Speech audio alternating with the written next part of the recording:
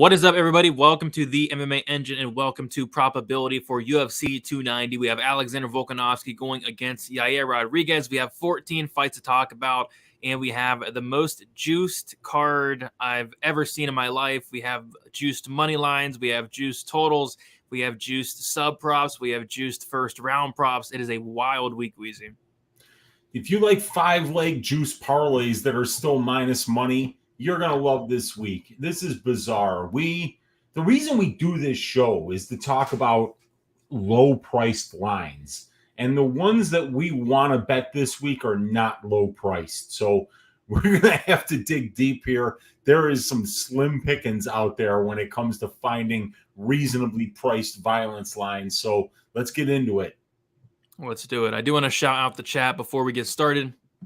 We have X Insider, first one in the chat. I think he was the first one in the chat in Stat Diggers last night as well. So shout out to Dixon being first. We got Gabe in the chat. We got Victor DeJesus. We got Luke Betcha. We got Scenarius. We got Rob Lawrence. We got Rob S. Ice Viking. Kick. We got Adam. What is up, everybody? All right. I say we get into it, then Weezy. Oh, guys, don't forget to like, subscribe, all the good stuff. Me and Weezy go live every Monday for some probability. Next week, we will be doing I think maybe taking a week off next week, right, Weezy? Because it's taking a week off next week for sure, and coming back better than ever the week after that. You know, hopefully with even a newer and more improved version of probability, Brady. Yep, nothing wrong with that because there's really not much to talk about with Mara Bueno Silva, Holly Holm. No, nothing MMA related. You know, so yeah, let's talk about the MMA that we got going on this weekend, though. But yeah, juiced to the tits is going to be the hashtag for this card, and for every line, it's just going to be hashtag juiced to the tits. So let's find them. It's funny you say that because I was kind of down in the dumps earlier today, and my wife's like, "What's wrong?" And I'm like, "Well, all the lines for this week are juiced to the tits," and then she just starts cracking up like it's funny or something, and she kept laughing for like 5 minutes. I'm like, "It's not funny." And she's like, "What's juiced to the tits?" I was like, "The lines are juiced to the tits." So, yeah, they are very well juiced to the tits. Yeah. And then she asked what was wrong later, again, like 30 minutes later. I'm like, I do all this research. I got everything done early only for these lines to just be like juiced to the tits. Like I have all the information. I'm ready to go, but you can't lay minus 175 on a submission prop. So we got Tatsura Tyara going against Edgar Chairez. We have the over-under set at 1.5, the over 1.5 minus 110, the under 1.5 minus 120. The fight goes plus 300. The fight doesn't go minus 400. I mean, this is a flyweight fight, Weezy. We have a minus 400, 80% probability on the fight doesn't go. And then, like I said, that Tyara submission prop was something I was looking at, but it's minus 175. It actually opened up minus 140. It already got hit. I think Tyara does get the submission. I kind of think it happens a little bit later in the fight. I'm thinking like maybe second round, third round, because I think Chairez is not a complete bum. I think he can survive at least early, but I don't like the gas tank of Chairez, and I do think he makes mistakes on the mat. So, yeah, I think this fight does finish, but laying minus 400, fight doesn't go, seems like a very dangerous thing to do. Anything sticking out here, Weezy? Yeah, I mean, just it's overpriced, you know? I mean, when you talk about an 80% implied probability and the fight doesn't go to decision, benchmark for the division is 43%. That's a 36.27% divergence between the baseline for the division and the price that you're paying for this line.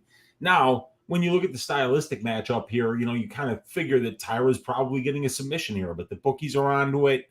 And you're just kind of left... You know, I mean, at this point, you might as well just bet the fight goes and just pray that Jesus Aguilar survives 15 minutes. He's Mexican. They're tough. They don't give up easy, you know, so why not? He's been to decision a few times in his career. Chairez. This is Chairez. Yeah. Not Aguilar. Aguilar will be later on. And I get them mixed up because they fought each other. Chairez actually fought Aguilar, and that one went to the 5th round. You know, so these guys have been, you know, in longer fights, you know, at minus 400 for a flyweight fight. It's just an absurd price. I mean, you don't parlay that. You don't even bet it. It's not bettable. You kind of have to be a contrarian this week in order to find bettable lines. So I think that this might be a week where we need to be very comfortable sitting on the sidelines when things don't make sense. Yep. 100%. Nothing wrong with passing. I know it's a phenomenal card, but I mean, there's literally nothing you can do. Like you can't lay minus 175 on a submission prop because what if Tyara TKOs him, right? What if he wins by like a dominant decision? Then you feel like a complete. Imagine laying minus 175 on a sub prop that doesn't hit. Like I couldn't look myself in the mirror. Yeah, but it's not that long ago that people were laying like that price on Gunnar Nelson to submit Takashi Sato. And like well, that one made sense. Come on, that one did make sense, but like at the end of the day, you think the guy's a bum if he doesn't get the sub, because you're paying an absurd price, Yeah. So yeah, it's rough. We have to be conscious of price. We have to be discount hunters, and we can't find discounted violence lines on fights that promise to be violent this weekend. It's tough. Yeah. Someone in the chat saying Tyara by decision. If you might as well just take the fight goes. So the fight goes is plus 300. Tyara by decision's only plus 350. So my God. Yeah. Yeah. I mean, you need a much better price for the Tyara decision. My goodness. So yeah. And Kyrez isn't bad. He's a good fighter. I mean, he's got a decent submission game. He's huge for the division, like Tyra is, but this guy Tyra, he's like the flyweight version of Grant Dawson. He just gets to people's backs so easily. And then once you're there, it's so easy to finish fights. Yep, for sure. All right, so nothing really sticking out on the first fight, unless you, like you said, being a contrarian this week, not something I'm gonna do. But if you want to, you're going to get a lot of like really juicy lines. So, yeah. But I just might be doing a lot of passing, which nothing wrong with that. But we got Camilla Kirk going against Esteban Riverbanks. First of all, this money line's crashing down. Riverbanks is only minus 142 now. Camilla Kirk plus 122. So the over under set at 2.5 rounds. The over 2.5 plus 155. The under 2.5 minus 185.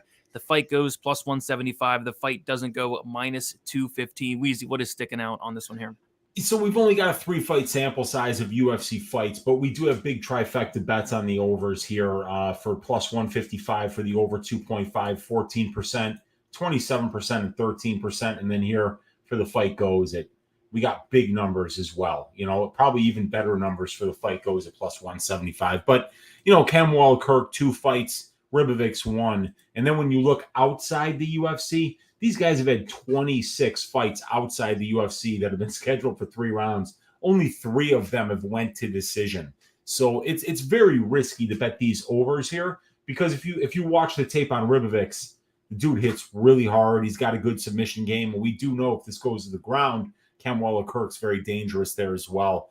But I just can't lay minus 185 for an under 2. That's an absurd price for an under 2.5. I mean, like you usually don't lay that unless there's like a big difference in line, like if it's a minus 500 money line, or if both fighters are extremely dangerous guys. But when 2 of their 3 fights in the UFC have went to decision, you can't lay minus 185 for an under. So yeah, this is another one where it's like you kind of have to be a contrarian and bet the overs. Remember, it's a big cage this week, everybody.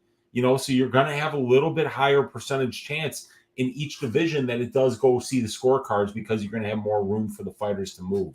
So I would go with the overs in this spot because is Camwell Kirk a finisher at the UFC level? Certainly not in his wins.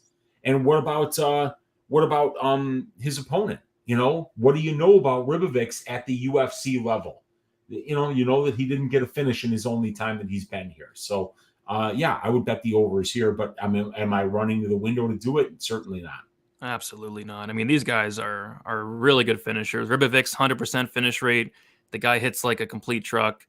Kirk, BJJ Black, first degree, BJJ Black belt, striker versus grappler matchup. Violence makes sense to me, but not at this price tag. So clear pass for me, unless this comes down a little bit. But it's actually not one of the most egregiously priced violence lines we'll talk about. At least it's only minus 250. We'll talk about some like minus 600s, minus 400s. But yeah, it's another pass spot for me. I do think this one finishes. Kirk submission, I think, is on the table, and then Ribovics is live at any point by knockout.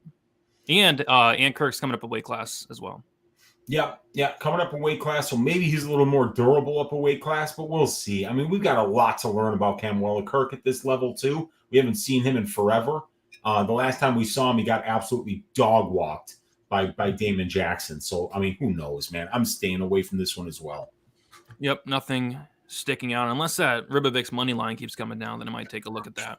But moving on, we got Shannon Ross going against Jesus Aguilar. We have the over-under is set at 2.5 rounds. The under 2.5 minus 150. The over 2.5 plus 120. Another money line that's getting nuked. Apparently, people are betting Shannon Ross this week, which is a interesting strategy. But yeah, I mean, this is another one I kind of want to stay. Minus 190 for the fight doesn't go the distance. I feel like it's like Aguilar sub or it goes the distance. So I feel like I just would rather bet Aguilar sub, which is plus 250. I feel like that's literally his win condition. So from a total perspective, nothing's really sticking out. Anything for you, Easy? I mean, I'm a little bit drunk, so let me just be perfectly clear, Brady, here. Shannon Ross sucks. Shannon Ross sucks. And, when people are telling us like, oh, he had a burst appendix, during Dana White's contender. Okay. Go look at his other fights. He sucks, dude. I mean, like in the fights where he didn't have a burst appendix, he sucked ass. So are you counting on Shannon Ross getting a finish over anybody that steps into a UFC cage? I would say no. And then if you watch Jesus Aguilar, so like, are you really I mean, like, that's fucking absurd. Can you imagine? Not just laying minus 190 for a fight doesn't go to decision for a flyweight fight, but for a flyweight fight where you have to count on either Shannon Ross or Jesus Aguilar to get a finish. If this fight doesn't end by guillotine choke, it's 100% going to decision. So, yeah, I mean, I could see betting the fight goes here at plus 155 because, Shannon Ross is a tough dude. I mean, nobody's going to question that dude's gutty. He fought with a burst appendix. He got his ass whooped for about a good 9 minutes in that fight before it finally got stopped. The guy's durable. He's tough. He's scrappy. And Aguilar is the same thing, dude. We've seen that guy get a submission win 24 minutes into a fight against Edgar Cairez via guillotine choke. So, yeah, I mean, I would bet the overs here. There's no way I would count on either one of these guys to get a finish at the UFC level. I don't care how bad their opponent is. Yeah, the overs would be the play here. Yep, overs or sub prop. And if this money line keeps coming down, I'll be forced to bet on Jesus Aguilar. It's only minus 150 right now, so we'll see how close it gets. Some of these money lines are getting hammered. There's not a lot of live dogs this week, so these the Shannon Rosses of the world, the Kirks of the world are all getting smashed right now. People are looking for some dogs. They're having to look for dogs because every favorite is what, Brady? Juiced to the tits. Yeah. It's crazy, man. It's crazy this week. This is, you really got to tread lightly when you're laying juice this week. I promise you. Yeah, 100%. All right. So for that one, yeah, I agree. Either overs or sub prop. I think one of the two hits. All right. Moving on, Wheezy. Speaking of juiced to the tits, we should have named the show Juiced to the Tits. Juiced to the Tits, UFC 290. We have Cameron Simon going against Terrence Mitchell. The over-under is set at 1.5 rounds. The over 1.5 plus 125. The under 1.5 minus 155. The fight goes plus 250. The fight doesn't go minus 325. So I thought, we might get a little sneaky on this one, with a violence prop, because Cameron Simon did go over 2.5 rounds multiple times in the UFC, went to the third round on the Contender Series. A lot of his finishes are late, but they're kind of on to because they set the over-under at 1.5, and they opened it at plus 105. To be honest, I didn't really expect that to move, but it moved a ton to minus 155. So, I like violence here. Obviously, Terrence Mitchell, he's been to decision literally one time. He's coming in here on short notice. He's a guy that has primarily fought at flyweight, has some bantamweight fights, but yeah, I think Simon goes out here and completely destroys Mitchell. I think Mitchell might have some success early, but if Mitchell can't get Simon out of there in the first couple minutes, I think Simon starts to really take over. So I think the under 1.5 probably hits, but minus 155, I don't love that. I think the fight doesn't go potential parlay piece here, and I'll be looking to see what that under 2.5 is, but again, probably juiced to the tits. Dude, I didn't update the lines here. The under 1.5 is what? Minus 155. It was 105 plus 105. Like not that long ago. So is it 125 for the over then? Yeah, the over is sitting at 125. 125. Wow. I mean, it's so juiced. I mean, come on, man. I mean, I feel like we could go over 1.5, and then fight doesn't go. Maybe to get a little bit of value there, hope that Terrence Mitchell can get takedowns in the first round and then maybe survive the first half of the second round. But look, this guy is fighting in Alaska FC. We know nothing about him. These opponents that he's beating there are not guys that anybody's heard of. There's literally one camera angle. It's from above the cage. And you can't even, like, you see him get a takedown, but then you can't even see the opponent because of the camera angle. You can only see the guy on top. You really don't know how good this guy Mitchell is. He's taking the fight on short notice. Look, when Cam Simon fought Manny Martinez, I said Manny Martinez is a fraud. He throws one strike every 3 minutes. He relies on one big shot to finish the fight. So I really like Cam Simon. I made him the ass shaving of the week, and he kind of cleanly won the fight, but he fouled him like 3 times. He like poked him in the eye and hit him in the sack a couple of times. So, I don't know what to think of that, but like Manny Martinez would absolutely destroy this guy, Terrence Mitchell. In 30 seconds, he would. It would be so fast, and and Cameron Simon just styled on Manny Martinez. So it's kind of hard to picture, Simon not getting this guy out of there. But, why pay minus 325 when Cam Simon inside the distance is minus 185? Are you really counting on Terrence Mitchell finishing this dude? I don't think so. So, I would personally just go with the Cam Simon inside the distance here instead of the minus 325. You don't pay minus 155 for under 1.5s in bantamweight fights if you want to be a long-term winner.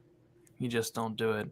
And I actually agree with Glimbot. Like, this is my initial read. Like, sprinkle the Cameron Simon round 2 and round 3 props. But listen to this. Round 2, Cameron Simon plus 400. Round 3 plus 550. That is pathetic. That is pathetic. If it's gonna be that kind of party, I'll just put my dick in the mashed potatoes, Brady. That's really what that is. If it's that kind of party. Round 3 plus 550. That's so skinny. That's Terrence Mitchell skinny. That's unreal. Unreal. Pathetic. Simon round 1 is plus 185. He hasn't finished anybody in round 1. Dude, I paid minus 200 for Joe Anderson Brito round 1, and I was like, this should be minus 350. So you never know. Sometimes they cash, but like I say, this is a show that's about price, Brady. So it's a really hard sell. That's why I had to get drunk. I saw the lines. I'm like, I can't do this show sober. Yeah. I don't blame you. There was another plus 550 round 3. Want to guess who it was? I'm gonna guess it was maybe Jonathan Pierce. I don't know though. Yeah, it could have been, or Quarantillo maybe. Ooh, yeah, could have been a Corn. He fought Barbosa last fight. So. Yeah, that was a closer line fight. It was a fight that got canceled, and one of the two was basically a midget for his weight class. Oh. Marquez win. Oh, okay. Oh, that's wild. Wow. My goodness. Darren Wynn, we hardly knew ye. We hardly did. Didn't he fall down the steps? Poor guy. He fell down the steps, and I think he did it on purpose to get out of the whatever ass whooping he was going to take that Saturday. Yeah, for sure. All right. We'll move on. We got Vitor Petrino going against Marcin Procno. We got the over 1.5 set at plus 1, over 1.5 plus 100. The under 1.5 is minus 130. So the under 1.5 opened up plus 155. It was sitting around plus like 130 for a second. I actually had some mild interest there, but now at minus 130, I really don't, because Petrino does have like multiple wins over 1.5. The fight doesn't go minus 500. That's ridiculous. And then Petrino inside the distance is currently sitting at minus 215, which is also pretty ridiculous. What do we do here? We can't bet the under because it's minus 1, but we can't bet the over because Petrino could easily knock him out in like 30 seconds. So I don't know. It's another pass for me. Is anything sticking out here? Yeah, this is another fight where you say, like, look, Procno went 3 rounds with Roundtree. He went 3 rounds with Felipe Lins. He's went 3 rounds in his last 3 or 4 fights. why the hell wouldn't we just bet fight goes to decision at plus 375? You know, I mean, like this is stupid. It is. These lines are ridiculous, dude. Minus 550. What do I do? I mean, I was born on a day, but it wasn't yesterday, Brady. You know, this is why we have this template. I mean, we can just take these lines and convert them into implied probability. Look at this. I'm going to go fight doesn't start round 2. We'll take like a minus 1,500. We'll just put it in there. And be like, oh, wow, that's a really shitty line. Like, we have the ability to do, like, the spreadsheet does the math for us so that we don't have to. So why would we pay minus 550, Brady? What are we, a schmuck on wheels? What are we, special? You know, we don't do this. Not here. We like our money. You know, I don't like pissing away money. Do you? No, I don't. That's why I'm not betting on. Well, actually, I already bet on this fight at Petrino in a parlay, but that's it for me on this one. Yeah, dude, like at plus 375 for fight goes, that's actually worth a sprinkle because look, Petrino's been to decision before. He's been over 1.5 rounds 3 of 7 times against lower level regional scene competition. So was it Petrino who went the distance with no, he didn't. But he fought Abdul Razak Al Hassan last time, right? No, he fought at Turkali. Oh, that's right. He beat the piss out of Turkali, but Turkali actually went the distance. Okay.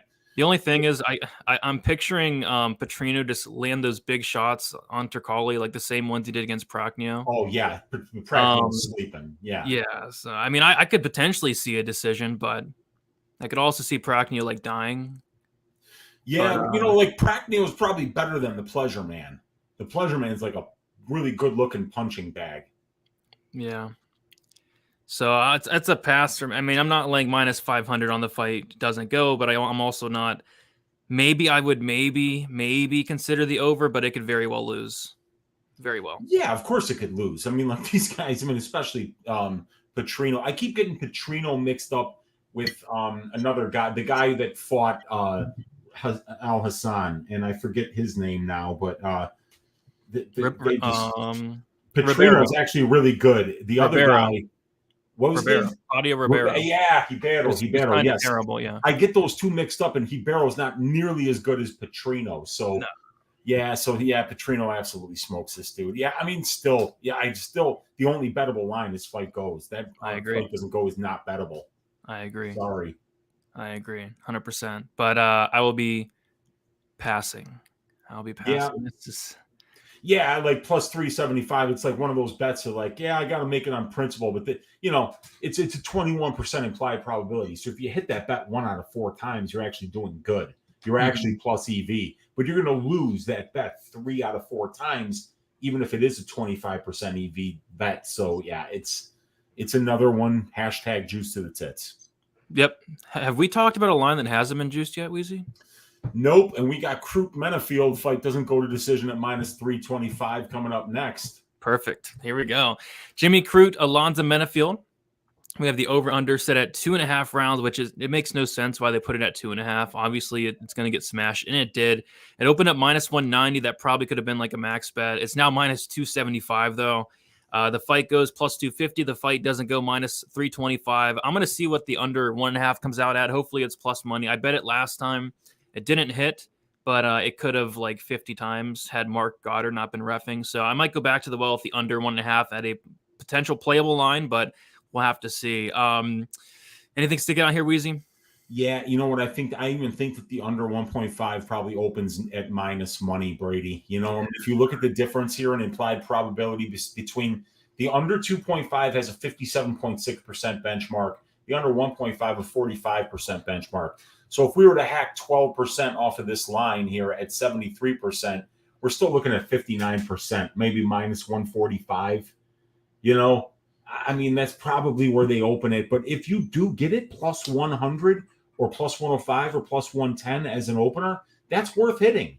That's a bettable line for this fight.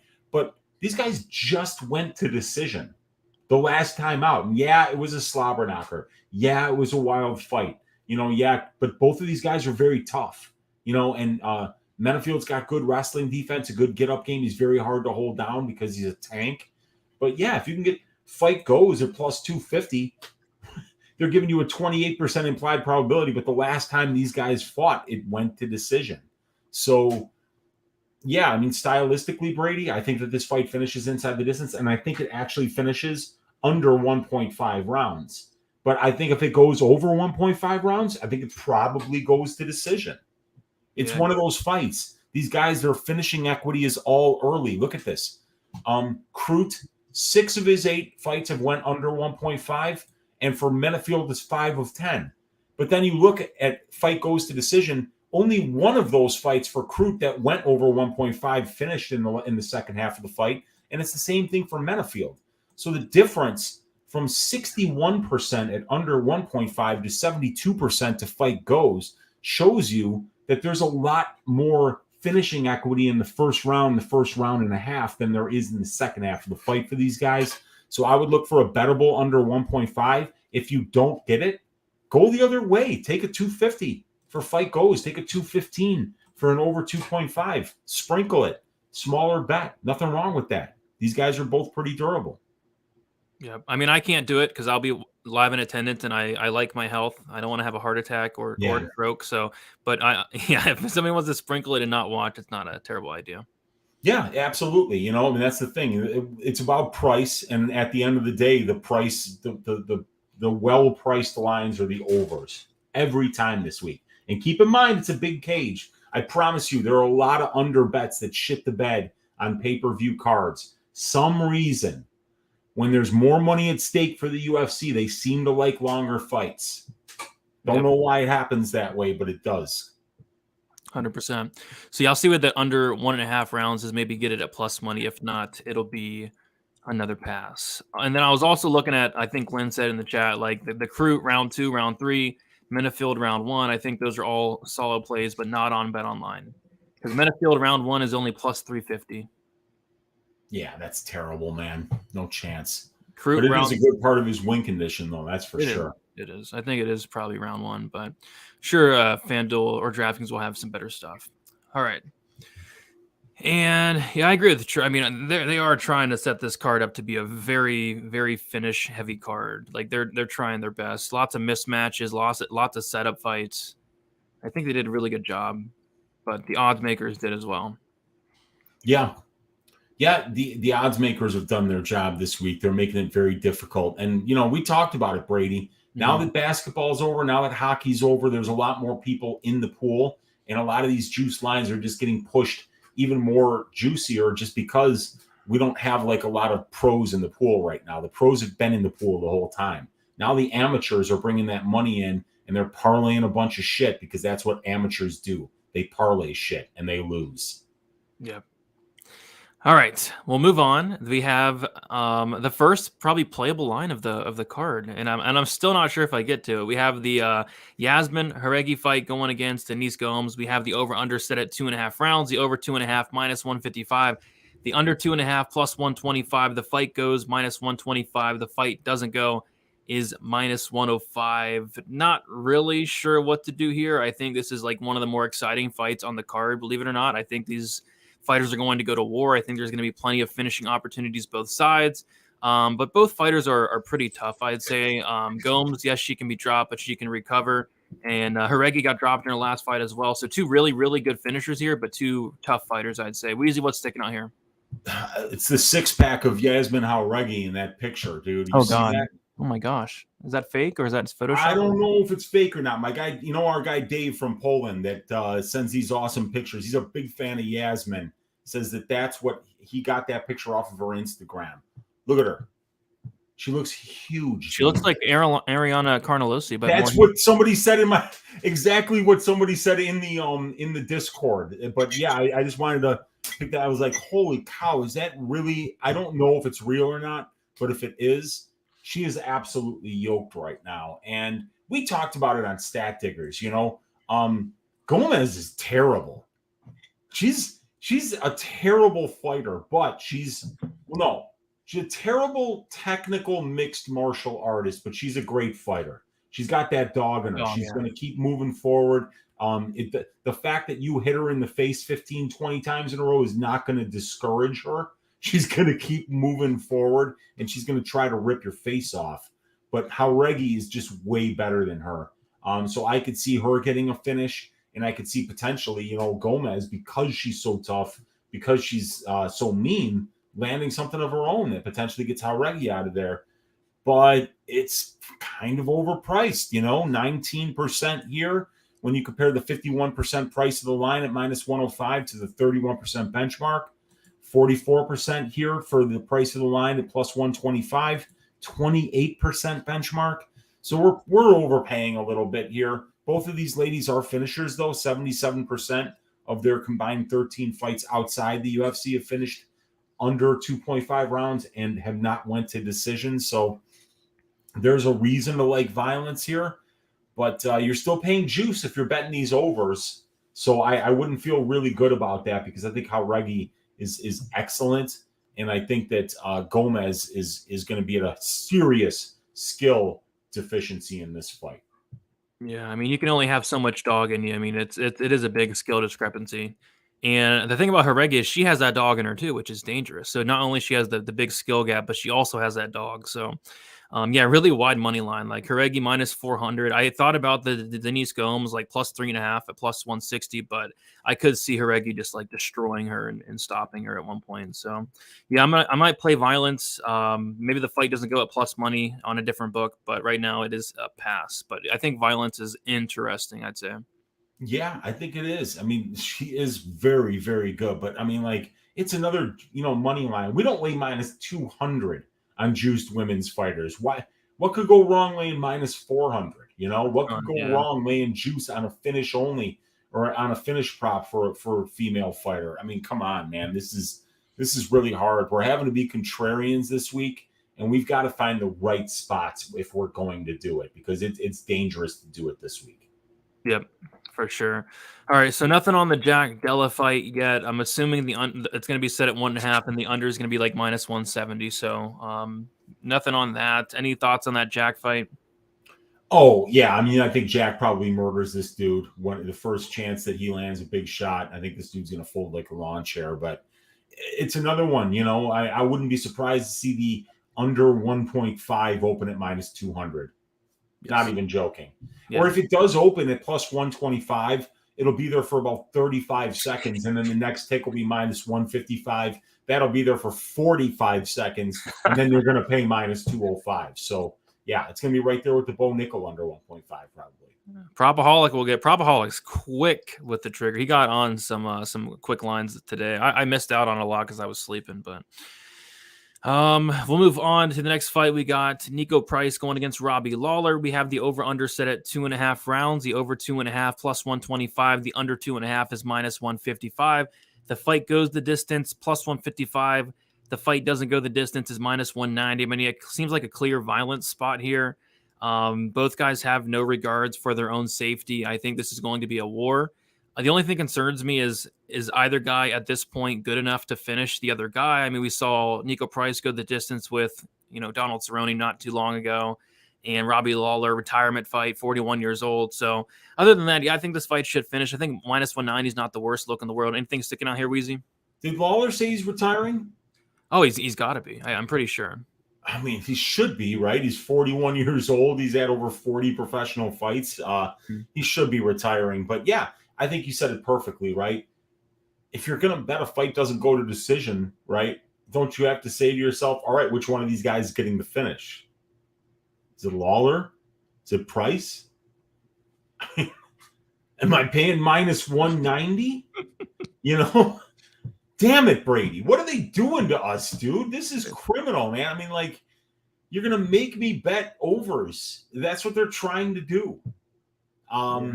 Yeah, I mean, this is I can't do it, dude. I can't fucking do it, dude.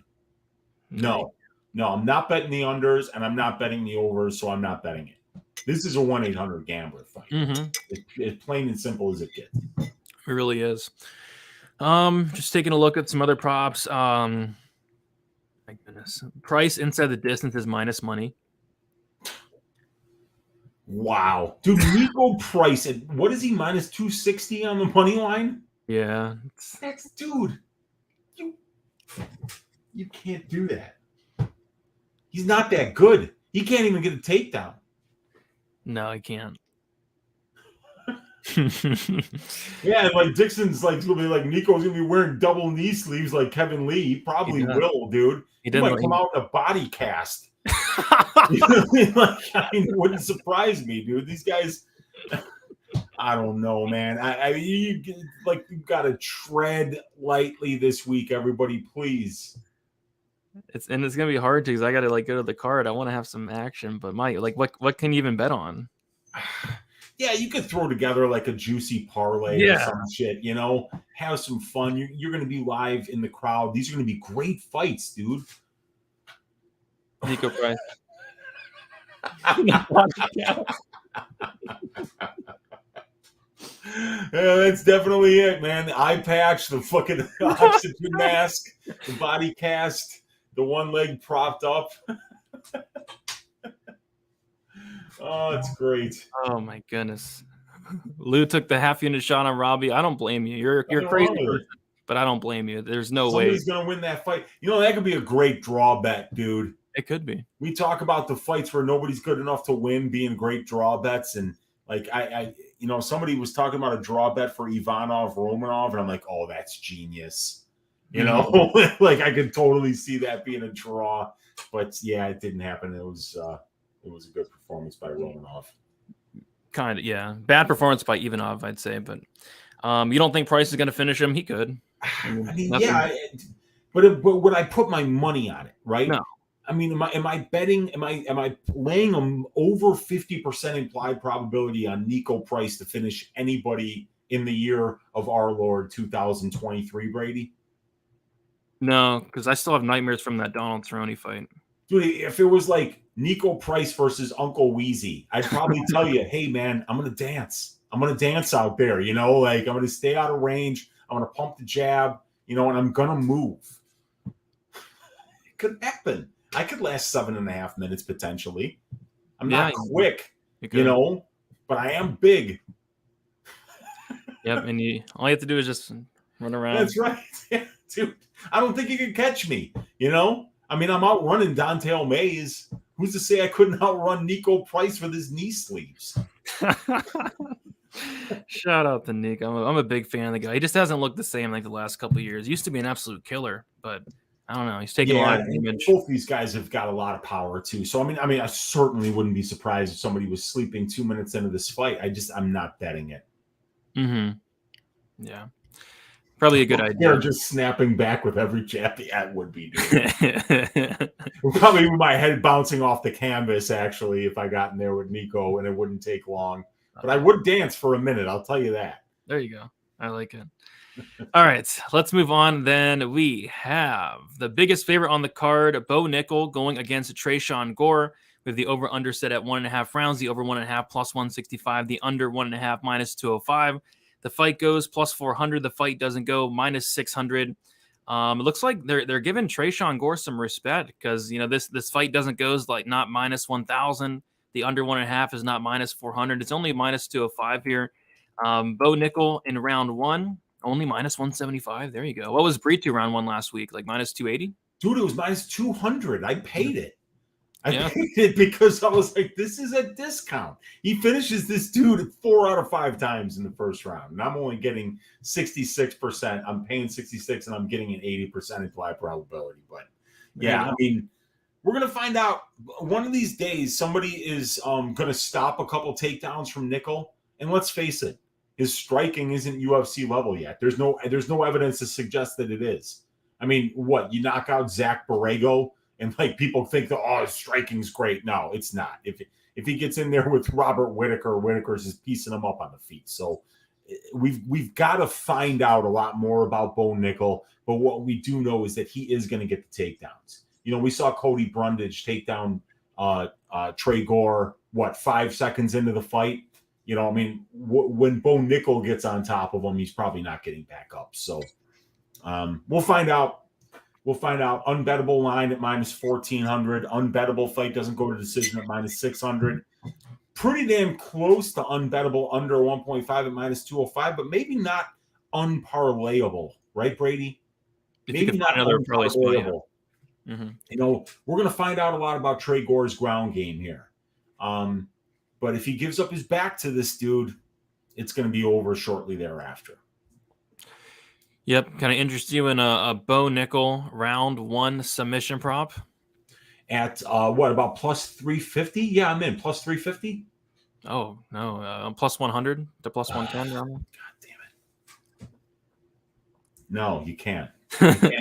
You can't interest me in that. Nah, man. I mean, I'm going to watch the fight. I'm going to thoroughly enjoy this incredibly gifted and talented kid in Bo Nickel chalking up another win. But if I can't find ways to make money on it, I'm perfectly happy sitting on the sidelines and enjoying the fight.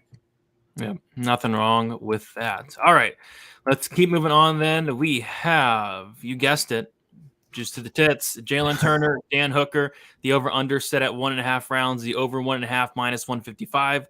The under 1.5 is plus 125. The fight goes plus 250. The fight doesn't go minus 325. My goodness. Oh, by the way, Jalen Turner inside the distance, minus 175. There you go. And his money line's only minus 240. So what? Wow. Yeah. Yeah. Look, I mean, like that is the under 1.5 still plus money? Yep. That's not bad, right? Jalen Turner fight, he's been under 1.5 5 of 9 times, so 55%. We're only paying 44% there. And Hooker's been under 1.5 about half the time, a little bit less than half the time. 48% combined in a 27-fight sample size. Maybe that under 1.5 is bettable if you like violence here. But also, you know, if Dan Hooker can survive 5 rounds with Dustin Poirier, why can't he go 3 rounds with Jalen Turner? Plus 250, fight goes to decision. 49%, Brady, of lightweight fights go to decision, but we're only paying 28% on the line. Like I said, if we want to make some money this week, we're going to have to be willing to be contrarians. And Dan Hooker is not a bum. We found that out the last time. So maybe he doesn't go out there and get starched by Jalen Turner right away. Maybe this goes over 1.5. And I feel like if it goes over 1.5, it might go to decision. So plus 250 fight goes. That's somewhat interesting to me this week. Because people, this is a line, Brady, that opened where? Jalen Turner minus 140? 130, and I didn't bet it like an idiot. Okay, but the bookies are not idiots, and Dan Hooker is not a bum. So if this opens at minus 130, if it's minus 130 for the favorite, plus 100 for the dog, and it's a lightweight fight, what the fuck is wrong with taking a plus 250 fight goes to decision? That's a juicy fight goes line for heavyweights. Mm-hmm. It's about price, right? And this is one of those things. This is an underpriced fight goes to decision line. Yep. All right. So yeah, that sucks. Yeah. Nothing here for me. Nothing. I like Turner. I don't think I'll get to the plus 250, Brady, but it's sprinkleable. It's a half unit bet, that I think is a sharp bet. Yeah, it just sucks. I was gonna bet Turner, and I was like, I'll just wait. Maybe I'll get, because he was like minus 170. I was like, I'll just wait. Maybe I'll get plus 100 for the inside the distance, and his inside the distance is minus 175. Wow. Yeah. Look, Turner still got to finish some real studs in order for me to believe that he can go out there and just destroy Dan Hooker.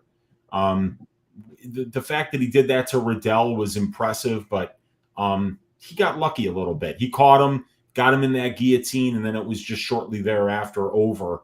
We'll see. Turner's very, very talented, but this is Dan Hooker. Dan Hooker's the real deal. Yeah, and Lou's really impressed with Hooker's work ethic there. Yeah, they do. I mean, it's about working when you're in that cage or wherever it is that you're working. So in terms of that fight goes, that Dan Hooker new hairstyle doesn't worry you. I mean, that'd be my only concern. Yeah, I mean, there's the hairstyle worries me, but paying minus 325 for fight doesn't go to decision on a lightweight fight or worries me just as much, man. Oh, that could imagine laying minus 325 for it to lose. I mean, that'd be. Yeah. I mean, if you're laying minus 325, you've got to be very confident. You got to be at least 80% confident that is going to happen. And yeah, I could see these guys, both being tough enough to go the full 15. Dixon saying don't sleep on the spread. I'm not sure what the spread is, but it's probably plus money. So Dan Hooker would either have to win a round or not get finished there. Yeah, and maybe Hooker gets a takedown or two because Turner's not great with his takedown defense. Yep. All right, let's keep moving on. Then we have Robert Whittaker going against Dricus du Plessis. We got the over-under set at 2.5 rounds, the over 2.5 plus 100, the under 2.5 minus 130. The fight goes plus 140. The fight doesn't go minus 170. I actually think this violence prop is somewhat generous considering it's a Dricus du Plessis fight. The guy's been the distance once in the fight that did go the distance. It could have been stopped like 50 times. Robert Whittaker, not much of a finisher, but it's hard to finish guys like Marvin Vettori, Israel Adesanya, Yoel Romero, and the list goes on and on. It's going to be a car crash. Every Dricus du Plessis fight is a car crash. He's not going to go out there and have a technical fight with Robert Whittaker. He's going to make this an absolute war. He's going to leave a lot of openings. He doesn't know what defense is. He doesn't know what a lot of things are. So I think there's finishing opportunities both sides here. I like violence, but I'm going to sit back and wait because I don't think it's going to move too much here. And Weezy, any thoughts on this one? Yeah, I mean, it's a Dricus du Plessis fight, so you don't really bet overs. You know, he's been to the decision once, and that fight should have finished. So these are finally some lines where we're not overpaying by 30% when we compare the benchmark to the implied probability of the line. We're only overpaying by 5 and 4%, and they're fairly priced according to the finish props for these guys. 56% price of the line, 50% under 2.5 rate. 63% price of the line for fight doesn't go. 56% fight doesn't go to decision rate. 16 fights scheduled for 3 rounds between these guys. So it's a Dricus fight, and Dricus does not go to decision often at all. So, and then we got to also believe that there's a massive skill gap here on the feet. You know, Robert Whittaker is going to be the much more talented kickboxer. So he could easily find a head kick that sleeps Dricus du Plessis. And we know that Dricus, it depends on the finish. So if he has any chance of winning this fight, there's probably going to be a very high percentage of his win condition that is a finish. So yeah, I mean, I don't think that these are overpriced lines. I think they're parlayable at minus 170 and minus 130. If your stylistic read is that this fight finishes, and because Dricus is one half of the fight, I got to believe that it's not a bad bet. This is one of the few violence lines that you can bet that's not juiced to the tits this week. Yeah, and Lou agrees with you. He said massive skill gap. Dricus is better everywhere. I agree. That's great. That is great. Like when Moicano was like, "This guy's terrible." That was great. This fight's hilarious, man. Because I think Whittaker is like so much better than Dricus, but Dricus could win this fight. It's a funny fight, man.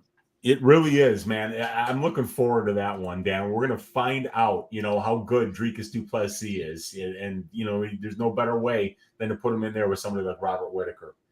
Yeah, I laughed when I saw that matchup because Whittaker's so much better. But if Dricus pulls this off, man, that would be wild. But we have the co-main event here. We got Brandon Moreno going against Alexander Pantoja.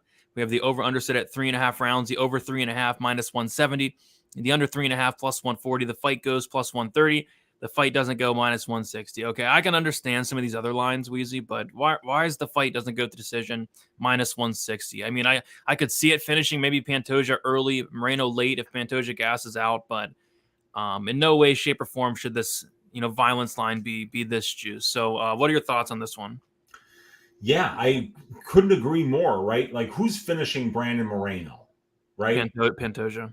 Yeah, and that was not an official finish. No, right? That was in the house, so it didn't even count. So Brandon Moreno's never been finished as a pro. Alexander Pantoja's never been finished as a pro, and they're giving you plus money for fight goes. And guess what? Already 40%, 39% of fights already go. We're paying 43, so we're not overpaying much. We're basically paying the bookies vig, comparing to the benchmark here, but. Brandon Moreno's been to decisions in 3 of his 6 5-round fights, but he's never lost inside the distance, and neither has Pantoja. So, yeah, man, plus 130 for the fight goes. That's a very bettable line, and it's something that I'm actually looking to make a tracked bet this week. I want to see where it opens up everywhere else.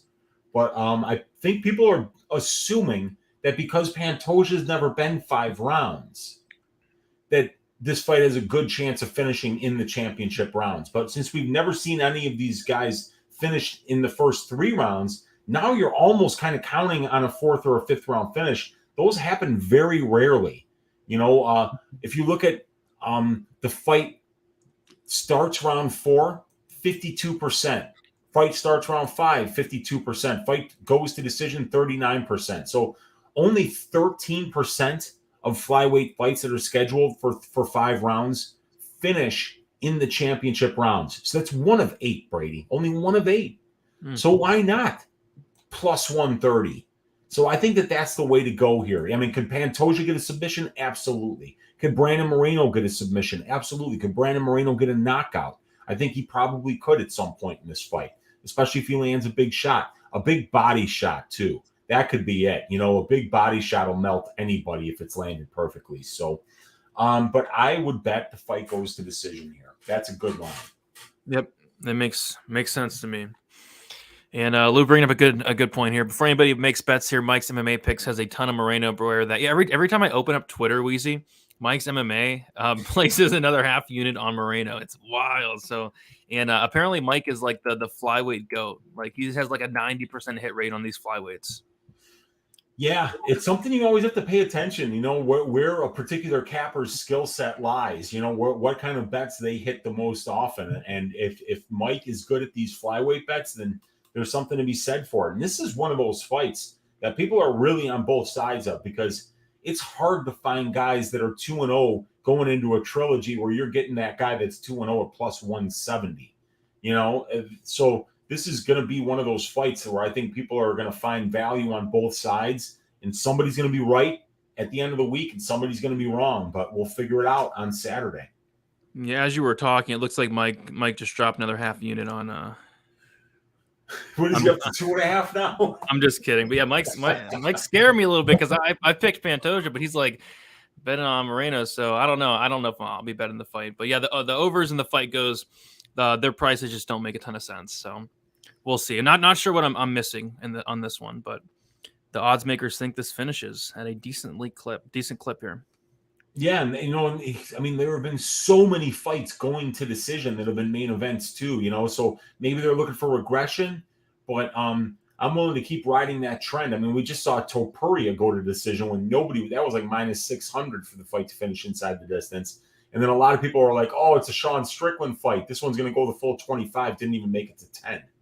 Yeah. Do you want to hear the craziest thing ever? What's that? This is probably the first card ever happened. All 14 fights on this card do not have a plus number next to the fight doesn't go. Really? Yeah. Not wow. one. Juice on every finish prop. Every single one. Every single fight is at least 50% or more to finish. Wow. That's bizarre, dude. Yeah. That is actually really crazy to even think about. You never see that, dude. No. And there's flyweight fights. There's women's fights. And they're all violent. They're all favored to finish inside the distance. And some of them are like minus 350, minus 500, minus 600. Yeah, it's a wild. We've seen some juiced cards. We've never seen this. Yeah, this is wild, man. Yeah, I mean, like I say, you're going to have to be a contrarian to find some value this week. And you're just going to have to wait for these markets to just get even more overblown. Or we listen to Dixon. We parlay all 14 favorites to $100 to win $130. Yeah, that's what about it would be. It would be like plus 130 for a 14-leg parlay this week. I love it. Not really, but it's hilarious. All right. Yeah, they won 10 finishes. I'm sure we'll get a lot, but my goodness. Let's move on to this main event. All right. We have the main event. We have Alexander Volkanovski going against Yair Rodriguez. You guessed it. Another juiced fight doesn't go to decision line. Minus 130. The fight goes plus 100. Over under set at 4.5. The over 4.5 minus 125. The under 4.5 is minus 105. So there is a big discrepancy in terms of the FanDuel line and the Bet Online line for the fight doesn't go. So on FanDuel, it was plus 124. Then it went to plus 122. And I think right now it's plus 108. But on Bet Online, they have the fight doesn't go at minus 130 here. I don't know which line you want to use for this breakdown, but Yeah, I know I've got these, like the fight starts round 5, fight starts round 4. Those are all FanDuel lines where they opened up yesterday. So I don't know if they've moved since then, but I've got the bet online lines in here. And it's illustrating something that I think we talked about, Brady, that I think it's very important, is that yes, only 46% of their combined 13 fights that have been scheduled for 5 rounds between Volkanovski and Rodriguez have finished inside the distance. But of those 13 fights, 4 of those fights were against Max Holloway, which means that there's no 0% chance of those fights finishing unless Max is the one getting the finish. So if you take those 4 fights out, then 6 of their 9 fights have finished inside the distance. And then one of them was the Volkanovski-Ortega fight, where like everybody that was watching the fight was like, please just stop the fight. Yeah, Weezy, I had a Volk decision ticket, and I was there watching it live, and I almost died. They kept bringing out the doctor to check on Ortega. The doctor's like, "Can you see?" Ortega's like, "No." No, I'll be okay. No, I can't see. I'll be okay. I don't need to see, I think is what he said. You know, I'm going to smoke this fool. I got him right where I want him, you know. But yeah, dude. So, I mean, I really do like the fight doesn't go here. Stylistically, this is not Max Holloway in this fight. This is Yair Rodriguez, who's got a ton of finishing equity, and Alexander Volkanovski, who's got a ton of finishing equity. Now, the thing that bothers me is that Yair's got a ridiculous chin on him, Brady. I mean, that guy is going to be very hard to finish. You can hit him in the head with a baseball bat and he walks through it. But these guys are extremely talented kickboxers. I do see somebody getting served at some point during the 25 minutes here. So I've got a 1-unit bet at plus 124 on the fight doesn't go. But currently at minus 130, I don't think it's that great of a line. You know, I think you got to get plus money on it, which is it's still plus money on FanDuel though. Yeah, so if you are serious about this, if you do want to bet violence here, go to the FanDuel line. You get plus 108. That's bettable. I think that this fight finishes inside the distance more than 50% of the time.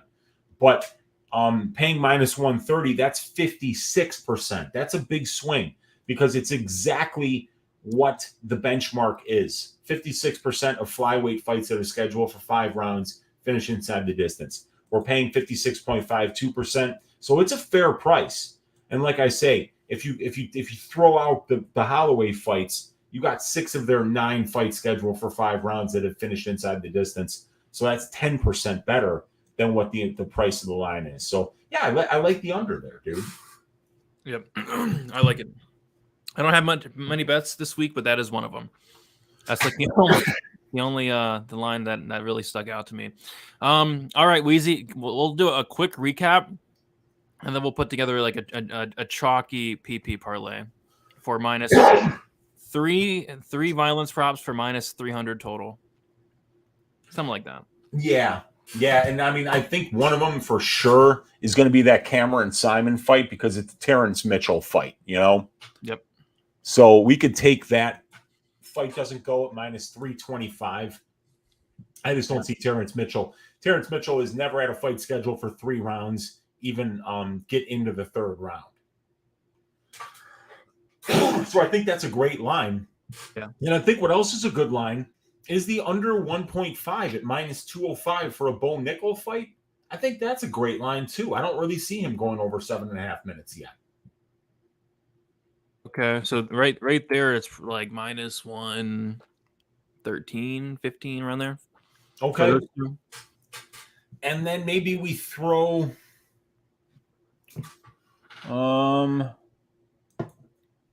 there's a lot of great options in terms of it probably happens type thing. Yeah. Like what about an over like in Moreno Pantoja or do they have the like a alternate yet or no, they don't? No, I don't think I've got anything yet there, so maybe never mind that. Like, and I'm not doing an over 3.5 there. I wouldn't mind like Marlon like the over like 1.5 or 2.5. Yeah, that would be a good spot. I think that's something we could throw in there. Maybe Crute Menifield fight doesn't go. Yeah, that's not bad. That's another 325. Yeah, I think those 3 hit. You know, but you know, minus 325 is overpriced. It really is. It is, but it's not terribly overpriced. As 7 of 8 Crute fights have finished inside the distance, 6 of 10 for Menifield. But yeah, the 72% rate is not too much to pay 76%. It's not that bad. So we can make that one the third leg to get it to plus money. Yep, plus 154. Yep, that sounds like a good one to me. What do you think? No, if none of those, if one of those loses, I will be like really surprised. Me too, man. Me too. Especially the way that last Crute Menifield fight went. Mm-hmm. All right, so I have some company arriving. Apparently, we're having like a blackjack night. So, real quick, Weez, let the people know where they can find you and your plans for the rest of the week. Yeah, tomorrow, 10 o'clock Central Time, Just a Tip with Uncle Weezy. Wednesday, I'll be doing some shows as well. Ask Weezy. We'll be doing the at 10 o'clock Central Time on my channel, 8 o'clock Central Time, the DFS show with you, Brady, with Monk, and with Gordo. And other than that, I'm done for the week. Just going to be enjoying these fights, looking to stack cash tickets like flapjacks for UFC 290. So enjoy the rest of the week, everybody. Let's stack them high.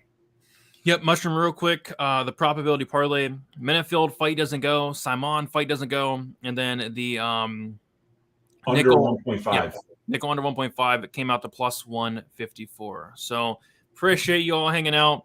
Brady playing strip poker with the swinger. Yes. Great stuff. There we go. Should be a fun time. Appreciate you guys for hanging out. So tomorrow I have 3 shows. I have at 7 best bet. I have at 9 the DFS show, and then I have at 10 Patrick show. Did I say tomorrow? Yeah, it's Wednesday. Wednesday. Yeah. Feels like a Tuesday today. It does, right? It does, yeah. Weird. But thank you all for watching. Like, subscribe. We'll talk to you soon. See you later.